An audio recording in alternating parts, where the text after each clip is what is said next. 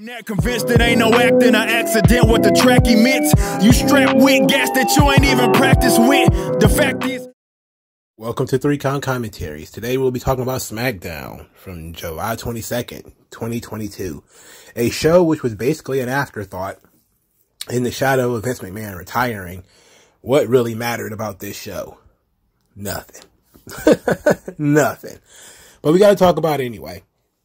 So, the first note on here was Goldberg replacing Brock Lesnar, which obviously will not be occurring as Brock Lesnar actually showed up.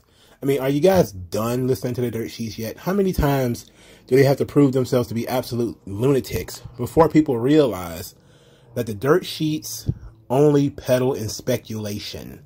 Everything you deal with them should be with a grain of salt.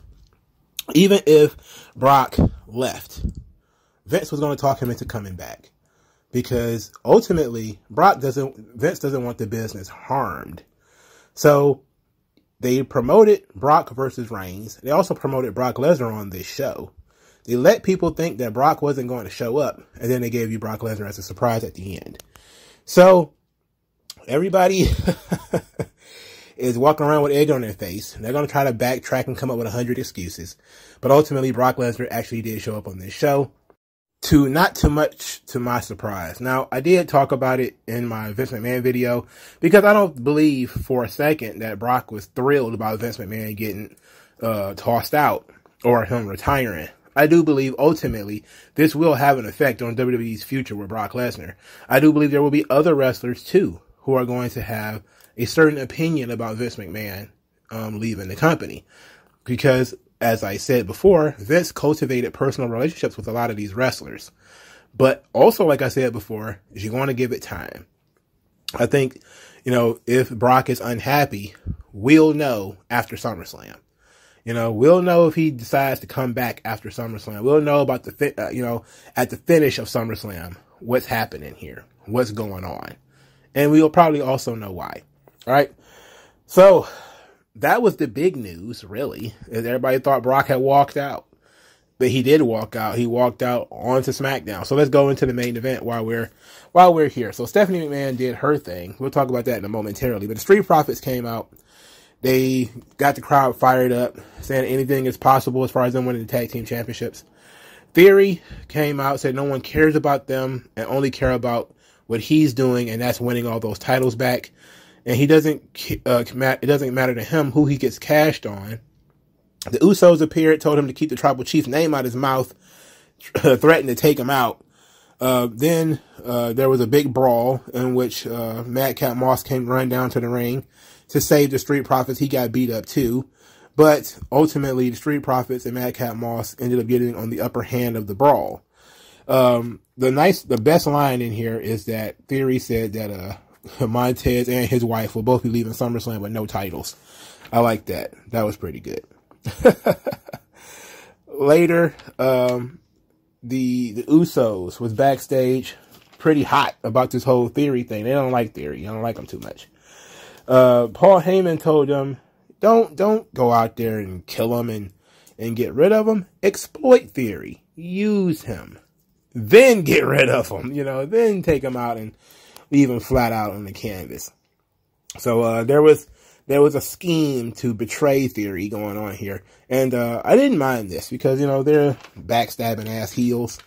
Why would they be friends? They're not friends. And plus, Theory is, running around chasing the title. And the title is got by Roman Reigns. So that's not going to make the Usos happy. So the 6-man tag, Theory and the Usos versus Street Profits and Madcap Moss, ends disqualification. A actually solid disqualification. Madcap Moss is really good. In terms of getting the crowd fired up, his explosiveness, he has a real sense of urgency in his work. He still looks very plain. He needs a real character on him. Like, they stripped away the silly Madcap Moss gimmick, but he kept the name. He needs a persona now. I'm looking at his ring work, and he's very explosive. And that's awesome, because it's very exciting that he moves fast and he hits hard, and he has high impact moves and stuff. Like, he even has basic moves. Like, he had that explosive running shoulder block. Like, I would like for him to do a little bit more with it, maybe turn it into a clothesline, but, you know, whatever. He looks really good, and Theory also looked very good. There's a lot of talent in this match. The Theory tried to ditch the Usos at one point. They also tried to ditch him, so they both had the idea to betray one another, but neither one of them got the job done. Ultimately, Theory ended up bashing Madcap Moss in the head with the Money in the Bank briefcase, which caused a disqualification. After the match, Madcap Moss got a drubbing with the briefcase. Brock Lesnar's opening chorus of Brock Lesnar's song actually stopped Theory in his tracks. And we didn't get chicken shit Theory here. We got legitimate, you know, come get in my face Theory as he held this briefcase and he almost dared Brock to get in the ring. Brock circled the ring before getting in the ring and mauling Theory, giving him an F5, beating him with the briefcase, and then giving him F5 on the briefcase. So he absolutely mauled Theory to end the show. Sent the fans home happy, you know, despite the disqualification finish. I want to give everybody credit. Sure, we didn't need to beat the Usos or the Street Profits again. Theory shouldn't be taking losses, and neither should Madcap Moss. So they got out of this with a sleazy disqualification, put some heat on Theory. Okay, fine. That's good.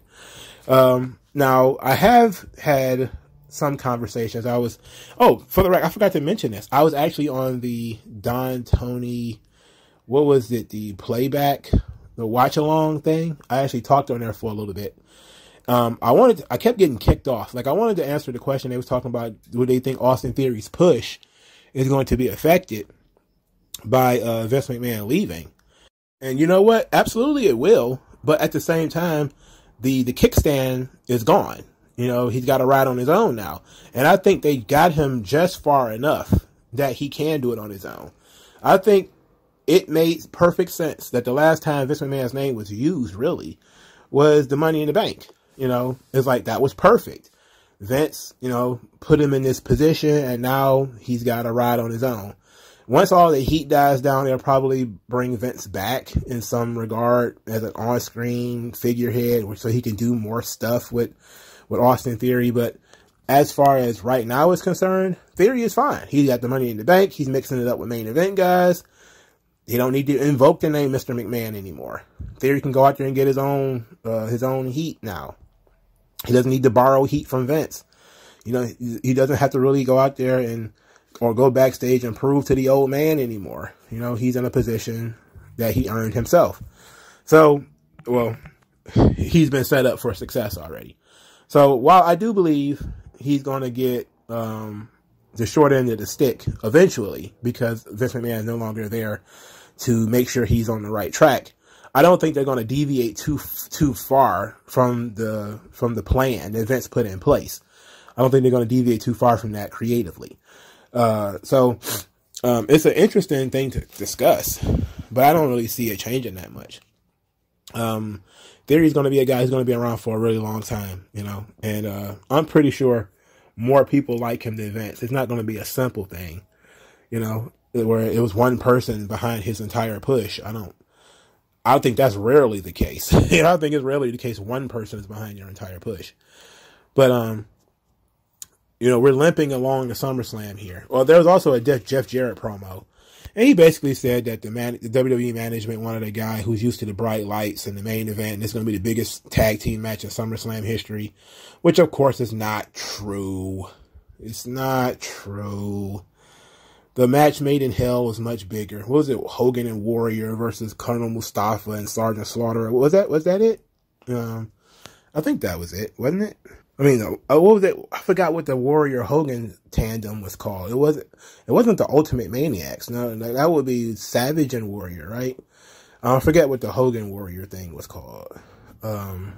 Shit, I forgot what it was called, but that team up was tremendous. I remember being a kid when it was being like, ooh wee. So I don't think the Usos and the Usos versus the Street Profits, considering they've done every version of it already, I don't think that's going to get the same oomph as that SummerSlam 91 main event. All right, so let's move on. Stephanie McMahon came out there. She got the jobber entrance. They didn't play her theme song or anything. She was just in the ring. She says that she announced Vince's retirement to a chorus of boos in front of the Boston. She then thanked the WWE Universe, said that Vince wanted to thank them, and she wanted to thank them too. The crowd chanted, "Thank you, Vince." She then said, in light of his retirement, this is the opportunity for us to thank him as well. And she led a "Thank you, Vince" chant, which led immediately to the Street Profits making their appearance. That being said, this was literally another weird thing where they just wanted to tell everybody that Vince was retired on TV. And that was the only reason she was out there. These awkward corporate things that they've been doing for the past month, where Vince would show up randomly, say 2 words, and that's it. And then, you know, Titus O'Neil would come out there and he would cut a promo and that's it. It's so detached from the rest of the show that it's basically just, hey, you, Tom and Jerry at home, here's what's going on, you know, and it's a wink and a nod for, you know, for certain people. For other people, it's just kind of like, okay, what's the point of this? So what's the point of Stephanie coming out there to lead a "Thank you, Vince" chant? You know, that was weird. She could have just said Vince is retired and she's taking over, but she didn't even say that part. So that was very interesting. Now, yes, we've had this conversation about whether Vince should have said goodbye tonight, but I think they're going to save it for the Garden. I think Vince will probably say goodbye in the Garden. It's going to be very hard for him not to. There's going to be some serious business if they have a Garden show and Vince doesn't show up, at least to say goodbye to one of the buildings that, you know, his dad had run, his grandfather had run that building. Well, the name Madison Square Garden, not the exact building. But, so I think if he's going to say his goodbyes in front of the crowd, he's going to do it at the Garden. All right. First match. Well, Shinsuke Nakamura versus Ludwig Kaiser. Ludwig Kaiser wins when Gunther gets involved. He's both distracted, Shinsuke Nakamura, and he punched him in the head. This led Kaiser to do his overly complicated finish, which I really wish that wasn't his finish. I wish that was everybody's finish. I wish I'd never seen that move before. I hate moves that take multiple steps and you have to put something in its proper place and then it's just a DDT, hopefully. Just do a DDT, man. Solid enough match. I hate the 50-50 booking. Now Nakamura has lost and Kaiser won. But Kaiser only won because Gunther helped him. So Gunther chopped him despite the victory. They did a good job selling it right there, though, as Gunther, you know, pat Ludwig Kaiser on the shoulder. And Kaiser, for a moment, was like, yeah, I got that validation. He felt good. And then he got chopped. It was great. It was great. I really wish we didn't 50-50 book this. I hate this 50-50 shit. I can't stand it. Look, I'm loving what they're doing with Gunther right now, but this 50-50 stuff with Nakamura, what the fuck? Come on. Why not just throw a disqualification on this and have both of them beat him up and then Gunther chops Kaiser because Kaiser got disqualified, you know, and that being unsportsmanlike and that they're sportsmen and all that kind of stuff. This just, I can't stand 50-50. I mean, come on. You know, what the fuck? It's stupid. All right, Liv Morgan and Ronda Rousey had a promo backstage. Liv Morgan looked like she was scared. She looked like a wolf was staring at her with a drooling mouth. As Ronda Rousey cut, you know, another simplistic promo, but this time she actually had a little bit more fire. A little bit more. Where she says that she appreciates Liv Morgan. She deserves to be the champion. She's a breath of fresh air. And she seized the moment. But at SummerSlam, you know, it's going to get real. She's going to finish off Liv Morgan. Liv Morgan said that she loves this and needs this more than Ronda. And after the match, she's going to be sure to shake Ronda's hand because Ronda said that after she beats Liv Morgan, she wants Liv Morgan to shake her hand. Then Ronda Rousey says that that's why she likes Liv Morgan. Liv Morgan has more passion than anyone except her. And this was better from Ronda this week. This week, Liv, I mean, she just looked like, you know, she was walking around with a gram in her pocket and the cops just showed up. I'm like, her eyes was just bugged out, like, I'm just like, is Liv Morgan and about to be in a wrestling match, or is she about to go to the slammer? Like, what's going on here? But ultimately, it was fine. It's probably better than they would have done in the ring. It was a backstage segment, so this was fine. Baron Corbin then attacked Pat McAfee again from behind, beat him up, threw him around, and then Pat McAfee got back up and chased him. They ran all the way backstage to Gorilla, where they was fighting. Adam Pearce, Jamie Noble, and Petey Williams and other officials broke them up, separated them. A solid segment from Corbin. Pat McAfee then came out, led a bum-ass Corbin chant, and said that SummerSlam, Corbin will not be able to attack him. He's going to face him man-to-man, and then he's going to make him his big bald bitch or something to that effect. Solid enough promo from McAfee. Not too much in the way of length or content, but just a little tease of what we got coming for SummerSlam. I've actually not had a problem with this McAfee Corbin thing. I actually think they're doing a good job here. New Day was on commentary, which of course made me want to pitch myself down a flight of stairs. The Viking Raiders squashed Jinder Mahal and Shanky, which also made me want to pitch myself up some stairs so I can roll back down the stairs. I hate this. I hate all of it. The Viking Raiders then ran from New Day. I was like, fuck you. It sucks. Next, Adam Pearce is backstage with Sonya Deville. Sonya Deville is busting his balls. So it kind of wants him fired.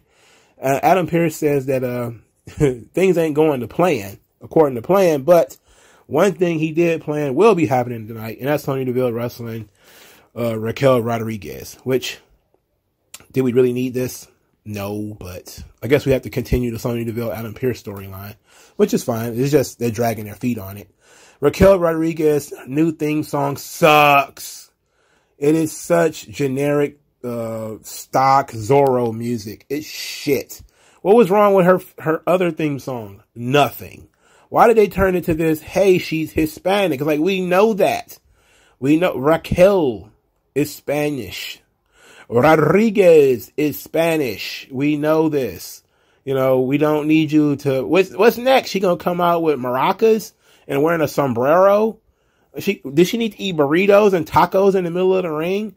Is she gonna need to talk about eating fajitas with her grandma? You know, like, what more do you do? She gonna have to start tossing tortillas in the air or something? We know she's fucking Hispanic. You don't have to be this on the nose. She can like other kinds of music. You know, like, what the fuck? What next? Mustafa Ali gonna come out to some Pakistani music? Because that's what it has to be? We don't need that. She didn't need this new music. This sucks. It's too cheerful, for starters. Secondly, it doesn't fit the gimmick. It doesn't fit the presentation that people want from Raquel Gonzalez. You know, they already forcing her to smile too much. If that's, you know, one of the many things I need to get rid of is the smiling stuff, man. Like, come on. We need to stop it. You know, like, I like Raquel Rodriguez. She has a nice smile, but it seems forced. Again, it feels like Jim Henson is somewhere behind the scenes with strings attached to her mouth, keeping her in this permanent grin, like the Joker or something like that. She was even smiling in this match as she was countering some of Sonya Deville's stuff and no-selling some of Sonya Deville's offense. I was like, what the flipping hell? You know, Sonya Deville has gained some weight. She's not fat, but she gained some weight. She's filling out. She still looks good, though. I really wish I want more from Sonya. I really wish Sonya was in the league to be the champion, because she should probably be the champion. You know? I don't know where this thing with Adam Pearce is going, but if it leads anywhere near Sonya Deville being the SmackDown Women's Champion, thumbs up. Because she should be the champion. She's the best promo. She gets the most heat. She should be wrestling for the title. I know some people don't feel that way, but I do. You know, and it is what it is. Sonya Deville is the best female on the roster thus far. Where is Shotzi, by the way? Where did she go? I don't know. Let's see. What else we got here? Okay, so we got Shillelagh and the Shenanigans featuring the Brawling Brutes, which is basically Sheamus just in the ring talking about how Drew McIntyre is a lunatic. You see what he did to me? He tried to cut me with the bleeding sword. Look at him. He's a big hairy ape. and then Drew McIntyre came out there. He put the sword away, then asked when Sheamus becomes such a bitch that they have an opportunity to main event the first United Kingdom show in 30 years or something to that effect. And that they're both ready to fight right now. Why don't they fight right now? So Sheamus says I got goosebumps all over me skin. Look at me. Look at me skin. Look at it bubbling. And then said that he's got an itching desire to prove that he's better than Drew McIntyre once and for all. But not tonight. Because he went to management and agreed to a very special match. An old-fashioned Donnybrook, a shillelagh match, which is what it was announced as in the ring. It was announced as a shillelagh match. They had a thing, like a setup in the ring. It had nothing but shillelaghs all over it. They kept calling it a Donnybrook, so I guess that's what it's going to be called. But the Donnybrook match. But I think a shillelagh match sounds a lot better. So, Drew, of course, accepted. Adam Pearce said it's official. And then, Drew McIntyre ended up slicing one of the shillelaghs in Sheamus' hand. There was more fire that he commanded when the sword went in the air. I'm just kind of like, oh boy. Oh brother. I like the shillelagh match idea. I really wish, I wanted to know how it's going to go. Is it going to go like a kendo stick match or something like that, where that's the only legal weapon is the shillelagh? Because, if so, that's going to suck. But if it's just like one of the options that you could have, it could be just like a regular hardcore match. I'm interested in them trying to do something different with these guys, but for fuck's sake, we got to get this thing over with. Like, neither one of these dudes is set up for a match at SummerSlam. That sucks. You know, that sucks. That truly sucks. But that's the nature of the beast. You know, WWE just forgot about these guys, I guess. Except for when they need filler for SmackDown, then they remember them. Speaking of filler for SmackDown, Aaliyah versus Lacey Evans once again. Aaliyah again comes out. Lacey Evans again comes out. Lacey Evans starts talking. Lacey Evans says that she's an American hero. Boston was founded by American heroes just like her. She got booed. She dissed Boston some more, saying no wonder Tom Brady left this place. Says she accomplishes more before breakfast than most of Boston does in an entire year. Then she used her line, work and win, which I know she loves. Then she changed her second catchphrase, saying that she actually is better than everyone else. Then she said she's going to give this nasty, meaning Aaliyah, what she deserves. And then she sucker punched Aaliyah and knocked her on her ass, which was pretty much it. Knocked Aaliyah on her ass. Aaliyah looked like a goof again, and they're going the Kurt Angle route with Lacey Evans. I know some people saw it coming. I kind of saw it coming too. I wanted a more Sergeant Slaughter type of thing. And not Sergeant Slaughter as he was when he turned heel like an Iraqi sympathizer. I don't think she would ever do that. I don't think she would even do that, let alone anybody else do it.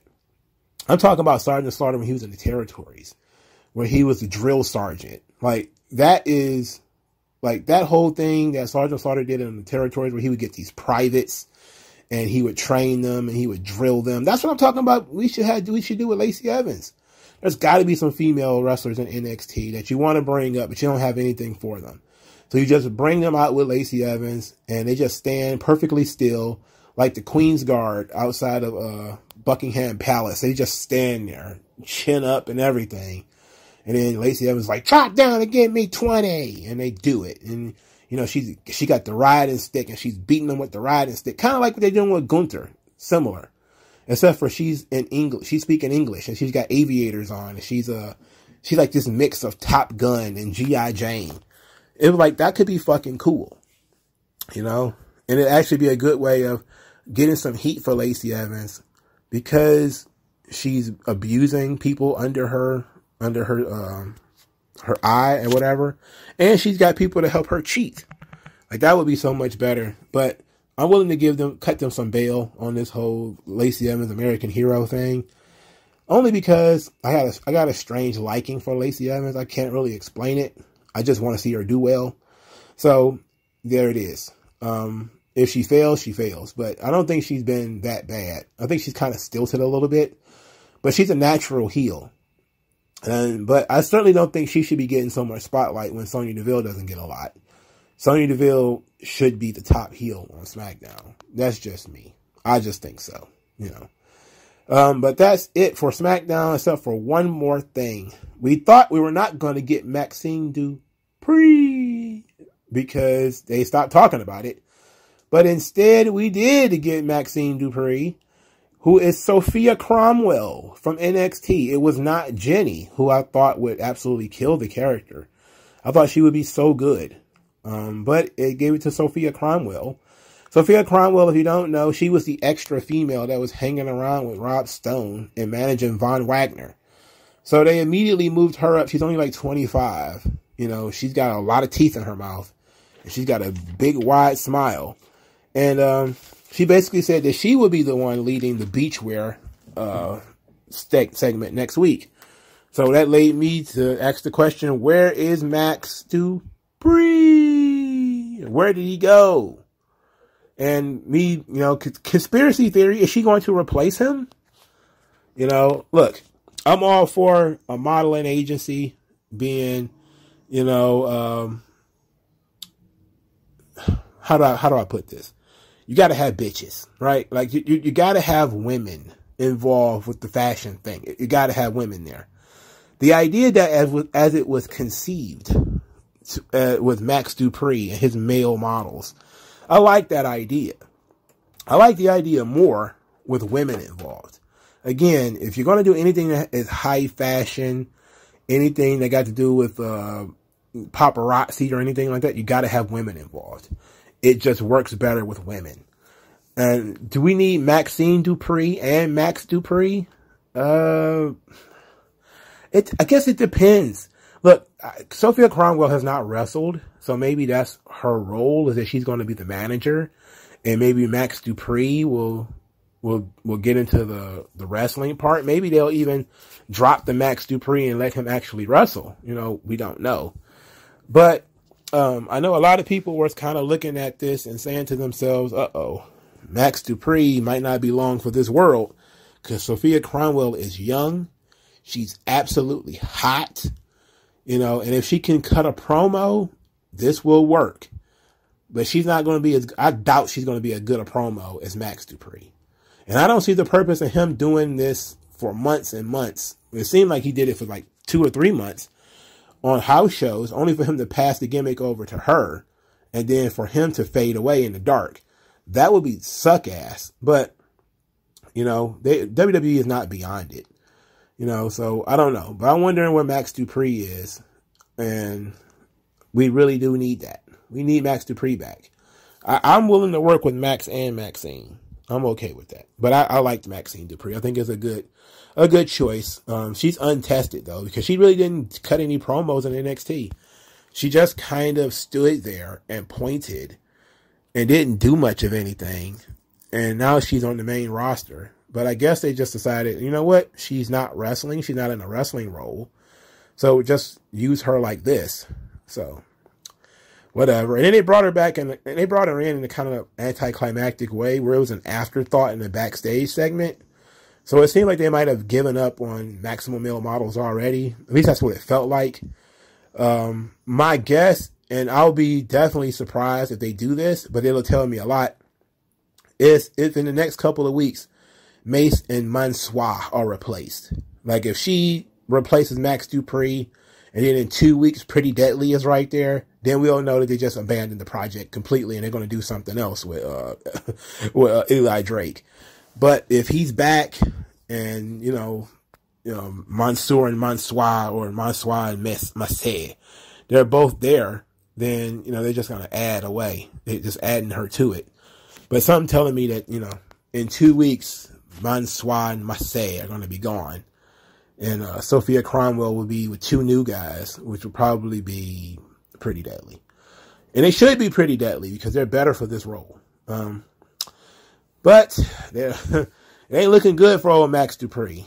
But SmackDown was whatever. You know, they didn't do a good job of having anything actually happen, because they figure, hey, you know, the news events leaving is dominating the headlines, and that's nothing we can do on this show that will overshadow it. So they just decided to stay the course. But I expect these shows to improve. Nobody's going to rip up the maybe Vince can symbolically rip up the script 30 minutes before the show starts, just to do it so they so everybody can maintain some semblance of stability. Somebody's just going to be like, Vince, we need you to rip this script up. Like, all right, whatever you say, pal. Rip. Here you go. And they're going to go out there and perform from the ripped script. They're not even going to make new copies. They're just going to tape it back together and say, look, we're just going to do this, okay? Because they don't have to listen to the old man anymore. Except for they do. Yeah. So we'll see how long the creative lasts the way that it does. But like I said in my previous video, give it about 6 months before you expect any creative changes. A lot of people are bandying about a lot of ideas. Oh, get rid of all the camera cuts, which I want that because I want Kevin Dunn out of here. Get rid of the name changes and the music changes. You know, I'm for all of that stuff too. But I really just would like for them to get back to a coherent booking strategy, which is, hey, SummerSlam is right here. How do we this is the match that we want to have. How do we get here? That's the general idea I want. I want somebody to say that they booked WrestleMania a year in advance, like they used to. I want people to say, hey, I was thinking about Raw 2 weeks from now after I wrote this segment. That's what I want. But I still expect to hear, Vince didn't like this, Vince didn't like that. He's calling people on the phone, bothering them like an old man, an old grandma, where, he ain't doing nothing else. So he's hearing about this kind of stuff. People are calling him on the phone like, Vince, you can't believe what this fucking kid is in here doing. Well, I'll give her a talk, pal. And he calls Stephanie on the phone. What is going on? I got a mole inside the company. He said that, you're going to put the world title on Zack Ryder. Is that true? That sounds ridiculous. Stephanie, don't do that. And, you're fucking up the money, pal. Or something. That's what I expect. I don't expect Vince to go anywhere. I think he's still going to be a ghost around the place. Knocking on the walls, pulling his glasses down. He's still going to be there. He just won't have any authority. But let me know what you guys think about SmackDown. Old non-aggression. Once that lesson sets in, you'll see a session. But you got an affection for no progression, regression.